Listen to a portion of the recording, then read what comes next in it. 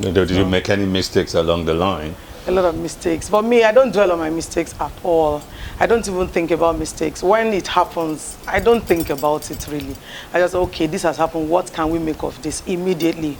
And it's the same approach to my work. Even if I'm doing your work and I make a mistake, you might not even notice. Because immediately I find something else. It comes out into something totally different, and then that might even be the high point of the job eventually. Oh, really? So mistake to me is nothing. Do you have consultants that you use to drive your business? Marketing consultant, brand consultant?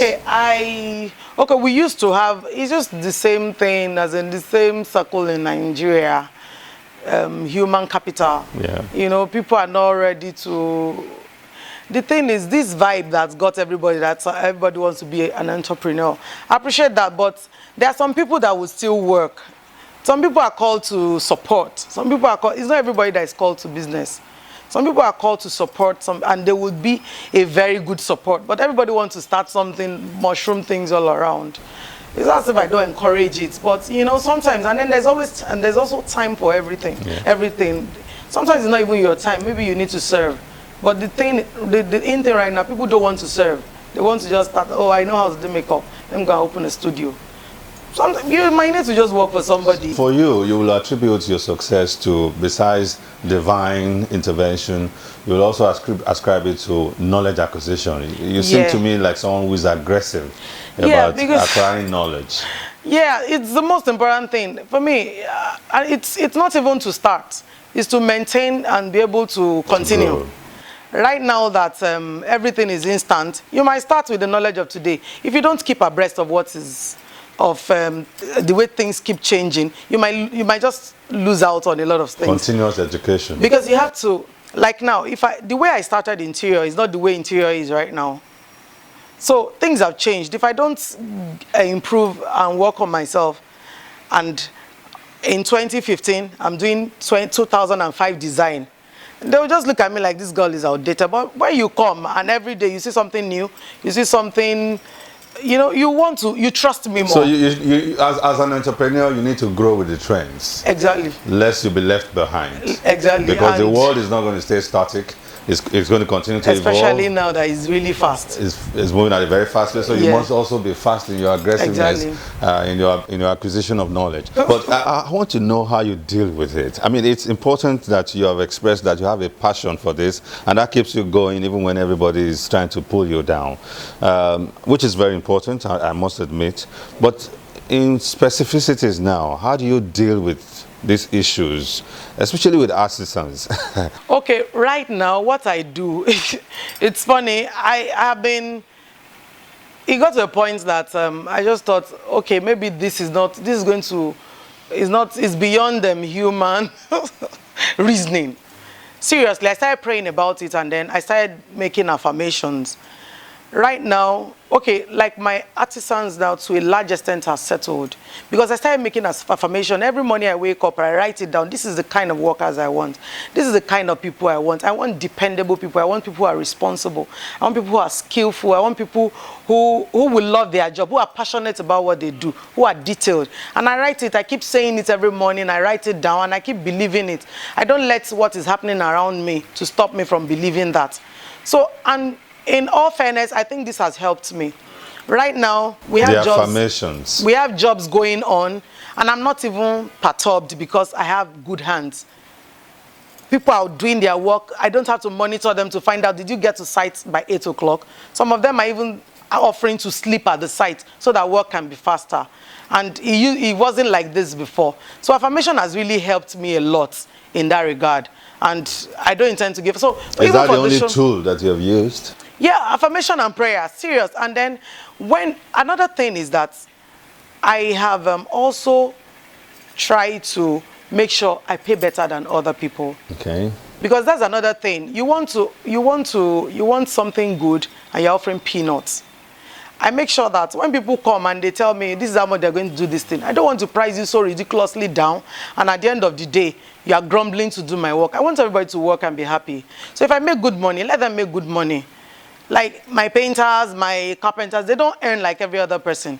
So when I call them, even when I call them in the middle of the night, they would come. So there's a place for incentive, yeah, as it were. And then I get to sites, get them stuffs. When I travel, get them things. You know, it just it gives them a sense of belonging. So if you share the goodies, your staff will be happy. Yeah, it's part of it, because every human likes motivation. True, you know, true. when you motivate people, True. and then don't talk down on people because they are artisans or because you feel you are more privileged. You don't talk down on anybody. I believe the best in everybody. I talk well to them. I speak well to them. I don't just talk to them anyhow because I don't look down on anybody. You know. And you treat them as people, not as workers. Yes.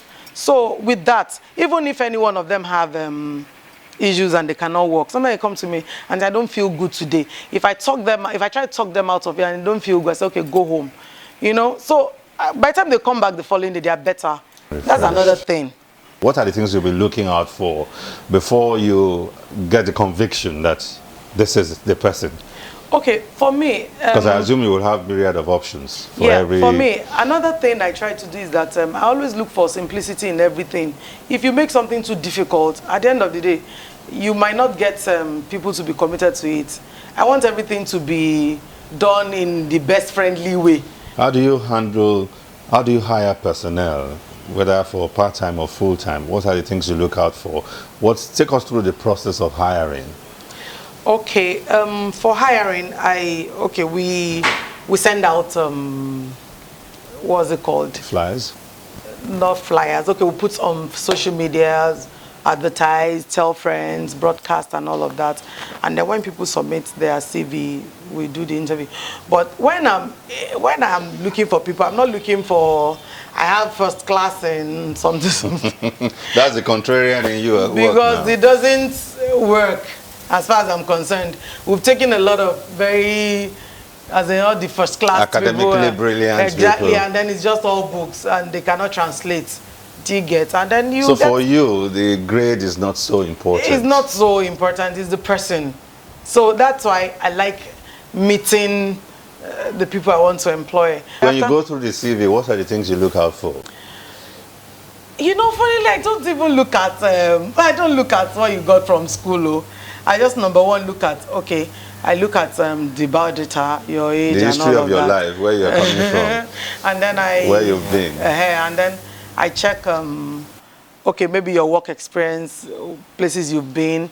I like it when people write CVs more like like I was writing CV for my sister and I said, tell them even things that are not necessarily work. Like she belongs to some groups like Red Cross. Like some volunteer work. Because that might just be it for you. I remember a friend of mine that worked with me. She just came to work with me for some time because she was idle and then she wanted to do something.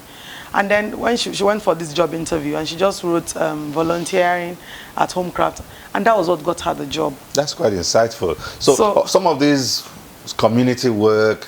So it's part of your CV because you're doing something. Centers. And then I look at another interesting thing that I look at is that I look at the time you finished school and then to the time you do the next job. So I wonder, what have you been doing in the space of, in that gap, what were you doing?